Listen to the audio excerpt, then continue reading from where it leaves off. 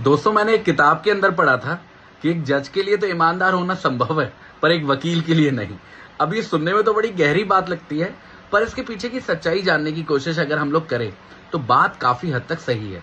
यहाँ पे इंपॉर्टेंट ये नहीं है कि कौन ईमानदार है, कौन नहीं है, कौन हो सकता है, कौन नहीं। हमें समझना होगा कि हमारा ईमानदारी से मतलब क्या है।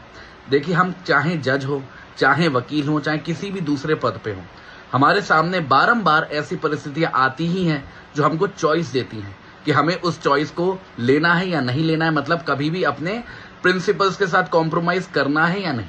अगर कोई व्यक्ति कमजोर है जिसको कॉम्प्रोमाइज करना है, फिर वो चाहे जज हो चाहे वकील हो, वो कर ही लेगा। और अगर जिसको नहीं करना है और वो अगर अटल रहेगा अपने विश्वास पर, तो वो नहीं करेगा। हाँ, ये बात फिर भी ठीक है, महान बातों को अगर एक तरफ रखें, कि वकालत का जो प्रोफेशन है उसमें जो दबाव है और उसमें जो हमारा करियर है वो काफी हद तक डिपेंड करता है कि हम हल्की फुल्की ताला मटोली करें। क्योंकि कभी कभी न्याय भी सीधे रास्ते से नहीं आता है।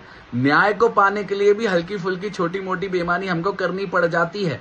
तो बेईमानी की भी इंटेंसिटी को जज करना पड़ेगा कि अगर एक ऐसी बेईमानी है जो चल सकती है, जिससे बहुत किसी का नुकसान नहीं है, वो स्वीकार्य है। पर अगर ऐसी बेईमानी है जो किसी के साथ बहुत संगीन अन्याय कर रही है, वो उसको हमको थोड़ा सा हटना चाहिए। और हमको कभी भी किसी प्रोफेशन को जस्टिफिकेशन नहीं बनाना चाहिए कि हम इस प्रोफेशन से हैं तो हमको अलाउड है या हमको लाइसेंस है किसी के भी साथ भी बेईमानी करने का।